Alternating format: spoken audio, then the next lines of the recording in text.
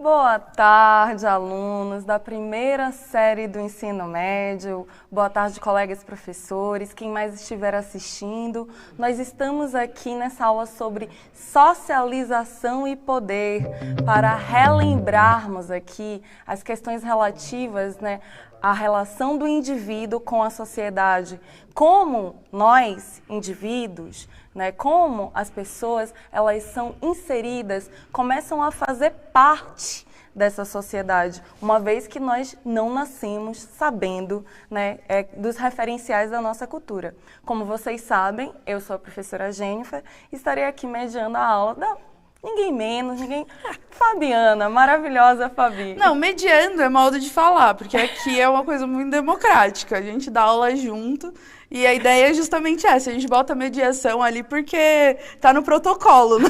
A gente bate esse papo, né, Fabi? Mas é justamente uma aula compartilhada, então a gente justamente vai continuar falando, sobre o processo de socialização. A gente trabalhou bastante na aula passada, socialização primária e secundária, mas aqui a gente vai focar, dar uma relembrada, óbvio, falando ali sobre trabalho, estudo, sobre esses aspectos, mas a ideia hoje é a gente pensar bastante sobre a ideia da socialização na relação de poder e cidadania, tá? Então vai aparecer aí na tela para vocês a habilidade e o objeto de conhecimento. Então essa é a habilidade de ciências humanas, ela é muito grande, então, tem aí o código, mas o objeto de conhecimento são os padrões e normas de distintas sociedades na cultura, no poder, na cidadania e no trabalho. Na aula passada a gente até que falou bastante de cultura, né, Jennifer? Foi, falamos, discutimos todas essas questões em relação à socialização primária, não foi, Fabi? Que nós incorporamos as primeiras regras, aprendemos a falar, é o nosso grupo de afetividade, de contato direto, e aí surgem na socialização secundária os outros agentes de socialização, que nós também falamos, não foi? Falamos, e justamente a gente quer saber se eles lembram disso.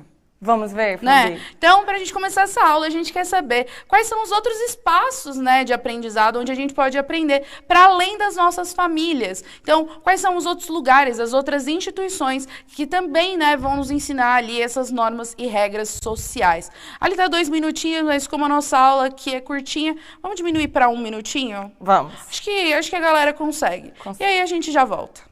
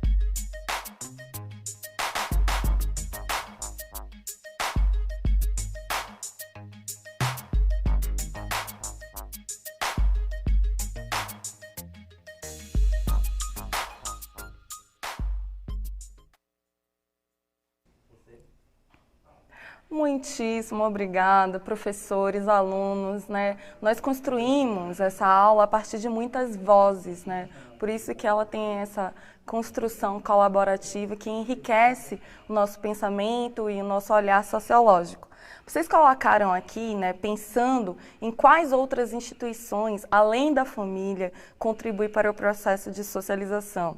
Vocês falaram, a professora Elisângela falou igreja, escolas, a professora Donizete falou também de reuniões sociais, de festas. Já o professor Diego, ele colocou igrejas, clubes, treinos de esportes, redes sociais, televisão, filmes, seriados, falando aqui como esses meios de comunicação também produzem padrões e também são muito essenciais para o nosso processo de socialização. Quem mais, Fabi, colocou aí? Olha, a Natália, aluna da professora Paula, colocou sobre igrejas e escolas. A maioria do pessoal daqui está colocando escola, Até o professor Odair lembrou, Então tem as escolas, mas também tem os partidos, sindicatos, associações, coletivos, né? Então, a gente tem aí diversos lugares. A gente pode, na verdade, cada um de nós pode pensar em exemplos que vão falar de si mesmos. Olha só, Fabi, o que o professor Fernando, que sempre contribui com as nossas aulas, colocou, né? Ele falou, olha, as regras e normas da sociedade começam a gerar conflitos a partir da socialização secundária, já que as pessoas passam a conviver em outros espaços, com outras perspectivas que não são mais exclusivamente os da socialização primária. Exatamente, professor Fernando, essa colocação é fundamental, porque na socialização primária, né, Fabi, nós temos esses referenciais e esses valores são constituídos dentro de um grupo muito controlado. E depois, né, em todos esses espaços que vocês colocaram, nos espaços religiosos, nos meios de comunicação, nas diferentes escolas que nós fazemos parte, e nos diferentes trabalhos, então, assim, em todo contato com os grupos sociais, nós estamos ampliando os nossos referenciais de como viver em sociedade. Ó, a professora Tânia lembrou aqui do Grêmio, lembrando que a Jennifer e a Luísa, ó, lives do Grêmio para vocês que amanhã, às 13 horas. Amanhã, às 13 horas, ó, já faz aqui, faz o publi. Faz o publi, amiga, esse é o seu momento. Merchan. Merchan. Então, vamos lá. A socialização secundária é justamente quando a gente entra nesses grupos sociais. E por isso que a socialização secundária, ela é completamente diferente para cada um de nós. Porque por mais que, sei lá, vamos dizer, eu e a Jennifer, a gente tenha estudado na mesma escola, os outros grupos que a gente vai fazer parte também são diferentes. Às vezes a nossa sala de aula vai trazer uma experiência diferente. Os professores com quem a gente tem contato vão trazer uma perspectiva diferente. Então, a gente tem que lembrar que ela é uma parte muito importante do nosso desenvolvimento, porque ela vai durar a vida inteira. E é por isso que a gente fala, nós estamos sempre em constante mudança. A pessoa que eu era, né, e eu estou me colocando nessa situação há 10 anos atrás, não é a mesma pessoa que eu sou hoje. E provavelmente a pessoa que eu sou hoje não vai ser a mesma pessoa que eu vou ser daqui a 10 anos. Porque justamente as interações que a gente tem, penso assim, ano passado, no começo do ano, eu estava numa escola.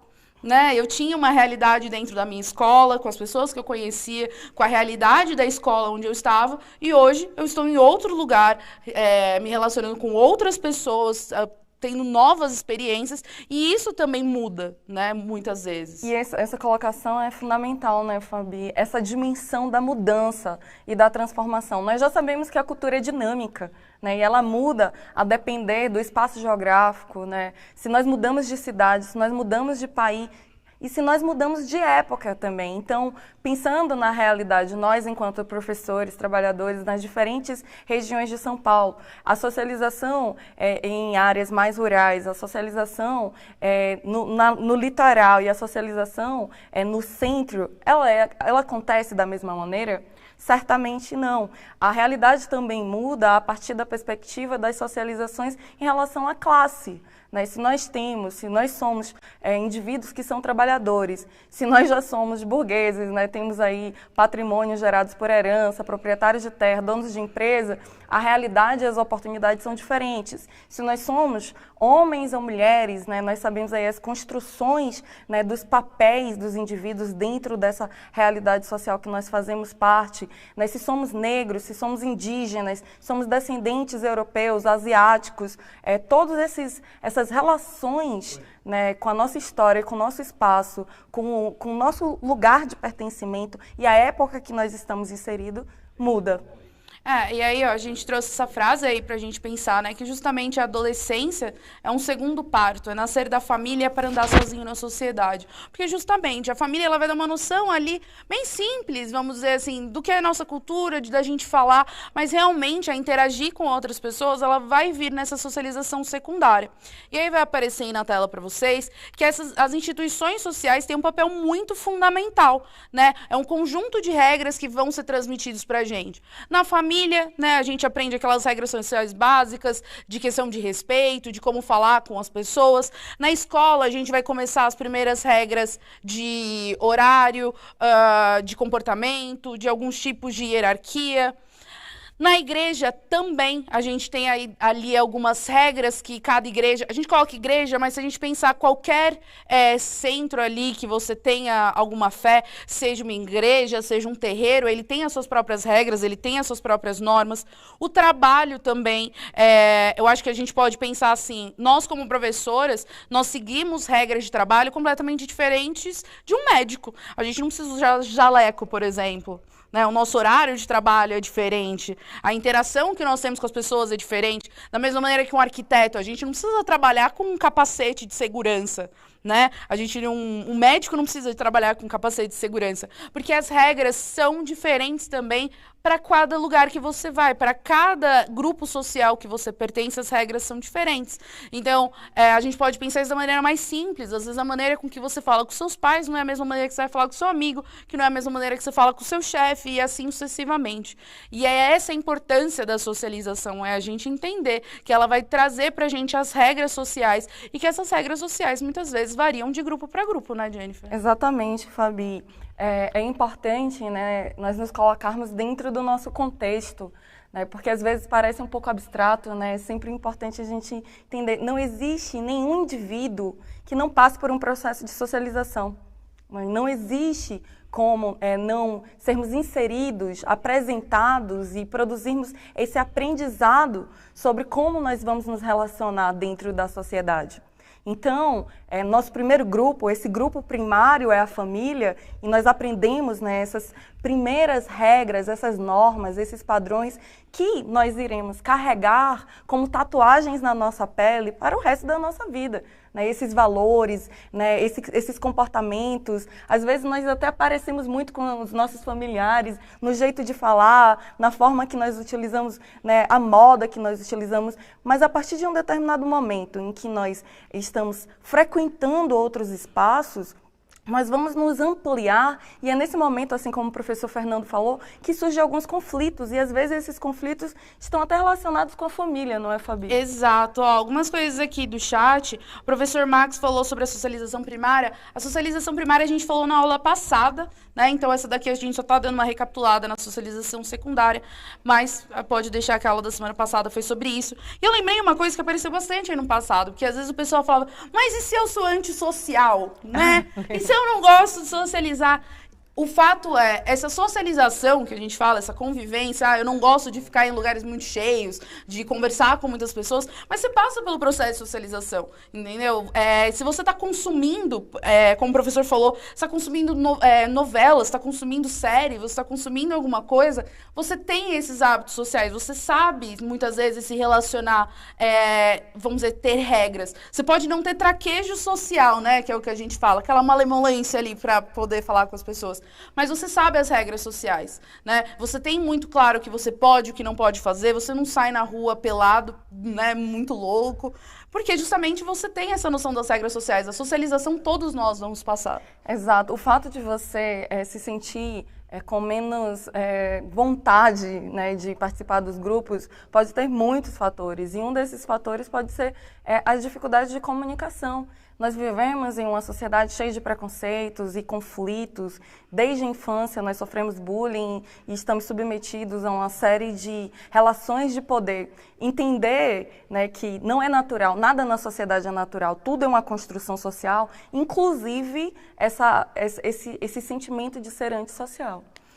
Então, assim, a gente passou aí lembrando, então, que a gente tem a socialização primária, a socialização ali com a nossa família. A escola também a gente sabe que faz parte hoje dessa socialização primária, porque tem muitos de nós que vão para a escola muito cedo, então existe esse papel da escola, de algumas instituições e da família, mas é onde a gente aprende ali as primeiras noções da nossa cultura, é onde a gente vai aprender ali, vamos dizer, o português, a gente vai aprender as coisas mais simples da nossa cultura e alguns comportamentos sociais, a questão de hierarquia, respeito, mas as regras, né, de todos os lugares que a gente vai frequentar, elas vão aparecer ali na socialização secundária e ela também vai fazer parte da formação da nossa identidade. E isso é muito importante, porque a socialização, a nossa identidade, quem nós somos, é justamente por essa socialização. E como a socialização é diferente para cada um de nós, justamente todos nós somos únicos, como a gente falou. Mas a gente tem que lembrar que por mais que existam as regras faladas, existem muitas regras aí que a gente não precisa falar, a gente sabe que elas existem. Exatamente, Fabi. E nós temos aí, né, um sociólogo que é considerado o pai da sociologia, que ele apresentou um conceito que é fundamental para entendermos, né, e para aprofundarmos tanto na questão sobre a socialização quanto o que é o objeto da sociologia no século XIX, não é, Fabi? Exato, né? Então a gente tem aí Durkheim, né, pai da sociologia, mas a gente está ali no tripé junto com o Marx e com o Weber, mas o Durkheim ele traz a ideia de fato social, né? Ele traz a ideia ali do positivismo, que a gente também deveria ter um olhar ali para a sociologia e para as ciências humanas como um objeto, né? Exatamente. E aí tem 3 características que são fundamentais nesse fato social, que vocês vão ver aí na tela. Essas características são a exterioridade, a coercitividade e a generalidade. E aí, Fabi, nós podemos fazer aquele exercício. Comer de garfo e faca é um fato social? Vamos pensar, existe exterior a nós indivíduos? Sim. Tem todos os indivíduos dentro de uma sociedade, de uma mesma etnia, de um mesmo processo cultural. Ele usa esse hábito de maneira geral? Então, é geral. Exatamente. E coercitividade tenta comer de mão em um determinado espaço, por exemplo, um restaurante chique. Você não vai ser expulso, provavelmente, mas as pessoas vão olhar para você com estranhamento, né? Então, esse estranhamento caracteriza um tipo de coerção, né? Outro fato social muito pensado, você escolheu ir para a escola, Fabiana? Tipo, ai, não, eu acho que eu não vou para a escola, eu sou uma criança pequena, existe, mas não é problema meu. Isso não me pertence. Isso não me pertence, né? Aliás, você escolheu falar português?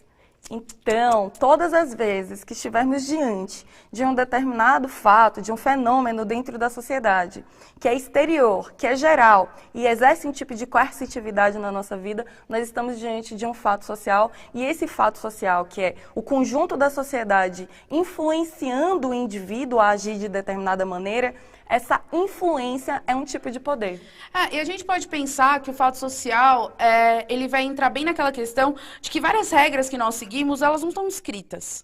Muitas coisas que a gente faz ali, que a gente segue, elas não estão escritas. Mas a gente sabe, de alguma maneira, que não é o ideal fazer isso. Teve até uma professora, eu vou usar o exemplo, que ela falou que os alunos dela falaram que não aprendem nada com os amigos. A gente aprende muita coisa com os amigos, a gente aprende coisas novas, gostos novos, tem contato com novas realidades. Séries. Modos de falar, né, gírias. Sentimentos, a gente inclusive aprende a brigar. Mas os nossos amigos e as pessoas ao nosso redor, por exemplo, são um ótimo exemplo de fato social. Porque muitas vezes você vai lá e você vai para algum lugar com determinada roupa. E aí as pessoas olham esquisito para você. E aí você começa a sentir mal, você fala, ai, não deveria ter vindo assim, tá todo mundo me olhando estranho, tá todo mundo me olhando esquisito, e você não vai mais, e aí você para de se comportar daquela maneira, você para de vestir o que você estava vestindo, e assim sucessivamente.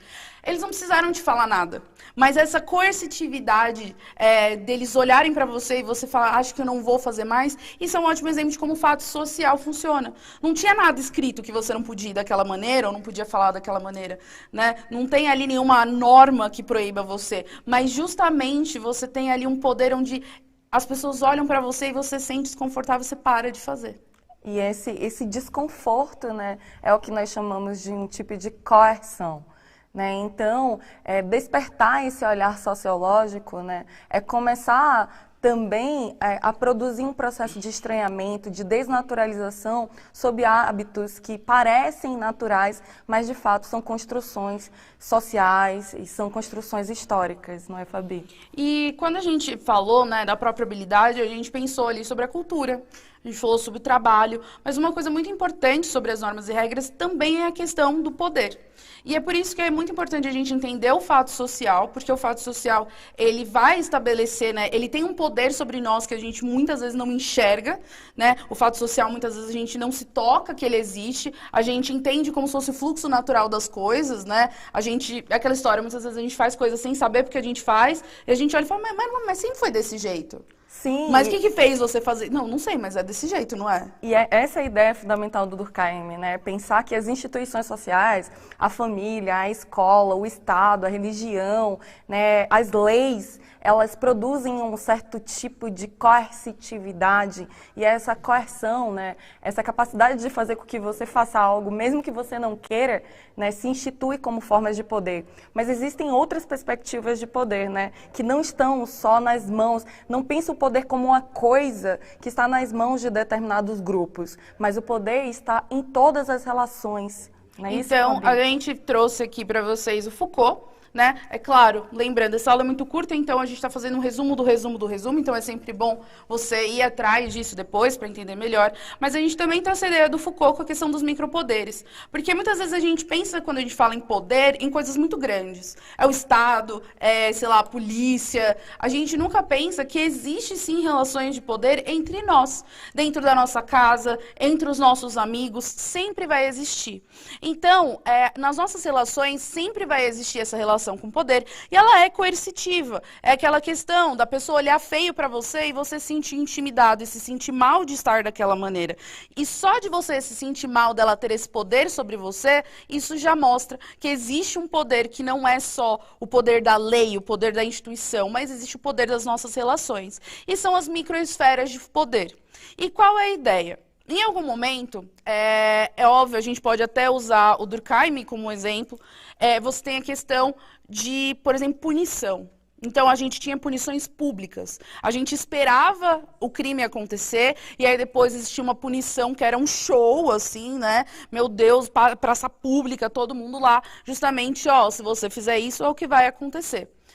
Só que isso foi se desenvolvendo. Né? E aí a gente começa a ter a ideia da disciplina. Por que a gente vai punir depois se a gente não pode começar disciplinando antes e só a exceção a gente faz esse processo de punição? E aí que vem essa questão da disciplina. Então a gente vive numa sociedade onde a gente tem a questão da tentativa de uma instauração de disciplina, tá? Primeiro princípio, hierarquia. E essa hierarquia, a gente tem que lembrar, é uma construção social, né? Naturalmente, é isso... fulano está numa hierarquia maior que você. Isso é uma invenção nossa, né? Então, por isso que a gente tem que lembrar. É a questão do fato social. Essa hierarquia existe. Por que ela existe? Ela existe.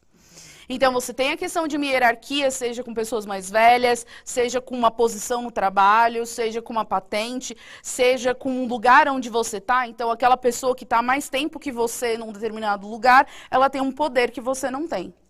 Exatamente, Fabi. E nós, né, pensando sobre a mudança fundamental, né, entre a perspectiva de poder de Durkheim e a perspectiva do Foucault, é que para o Durkheim esse poder está dentro da sociedade, nas instituições. E para o Foucault esse poder é como feixe dentro das relações. Né? Ninguém está fora das relações de poder, e essas relações de poder, elas são assimétricas. Né? Então, essas relações de poder estão nas micro-relações, está entre mãe e filho, entre pais, entre irmãos, né? Está dentro da escola, com os alunos, diretores. Né? E o Foucault, né, Fabi, ele tem uma perspectiva que é assim: o poder não opera em um único lugar, mas em lugares múltiplos. A família, a vida sexual, a maneira como se trata os loucos, a exclusão da homossexualidade, as relações entre homens e mulheres,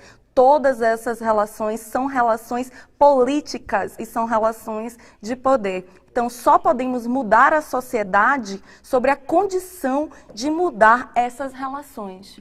Então, ó, aparece coloca para eles na tela de novo, porque é justamente isso. A gente tem a hierarquia, que vai gerar essa noção de quem pode, quem não pode, quem tem mais poder, quem está certo e quem está errado.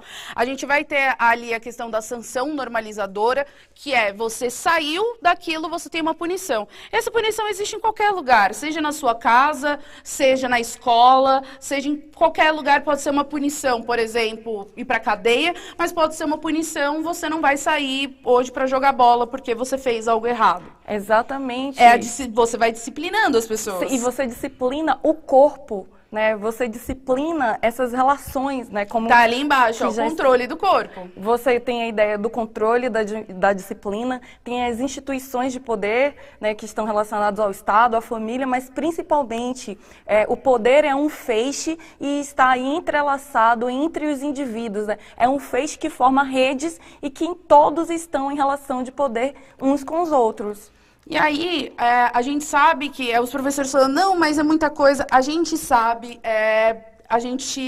que o tempo da nossa aula é curto, então a ideia é a gente dar aqui uma introdução, né, dar aquele... E ser tudo isso desenvolvido, né, com os professores da escola, e aqui por isso que é um diálogo, né? Exato. E assim, por último, que a gente só tem segundos, a gente ia falar sobre a questão da cidadania, pode colocar aí na tela para depois, se eles quiserem, printar e ler, mas a ideia é justamente que a relação de normas e regras com a cidadania é justamente pela força da lei. Então, você tem ali uma legislação que determina os seus direitos e os seus deveres, e ela que vai organizar as nossas relações aqui, tá? Então, eu acho que a cidadania fica muito mais fácil porque as leis e regras estão escritas, né, e estão ali. Mas eu acho que é isso, né, Jennifer? Exatamente. Nós agradecemos a participação de vocês aqui, somando essas vozes, avaliem a nossa aula e na próxima aula nós retomamos essas questões e aprofundamos outras. Muito obrigada, né? Muito obrigada e não esqueça, eu já postei lá a primeira tarefa, né? A gente vai postar a segunda, até amanhã eu espero que dê tudo certo e a gente se vê na próxima aula. Tchau, tchau, gente.